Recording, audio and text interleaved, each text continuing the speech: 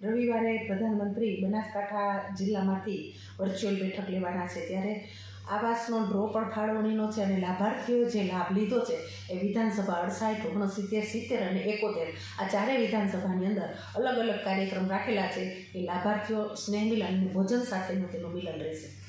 Madam, કઈ વિધાનસભામાં કેટલા જે છે આવાસ બનાવવામાં આવ્યા છે અને તેમનું લોકાર્પણ થશે? વિધાનસભા 68ની અંદર 23 આવાસ છે અને તેના 7071, 69ની અંદર 28 આવાસ છે અને તે 10,428 છે. 70ની અંદર 17 આવાસ છે, 5,156 તેની સંખ્યા છે અને વિધાનસભા 71ની અંદર 15 આવાસ છે અને તેની સંખ્યા 6,294 છે. ટોટલ આવાસની સંખ્યા 28,949 થવા જઈ રહી છે.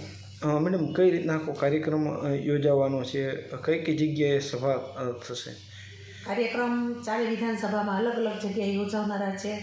દરેક કાર્યકર્તાઓ અને 5,000 લોકોની સંખ્યાની અંદર ભોજન સાથેનો સ્નેહ મિલનનો આ કાર્યક્રમ છે અને આ કાર્યક્રમમાં આવાસની ફાળવણી પણ કરવામાં આવશે અને માનનીય વડાપ્રધાન નરેન્દ્રભાઈ મોદી વર્ચ્યુઅલ બેઠક સાથે આ ચાર વિધાનસભાની અંદર જોડાવાના છે.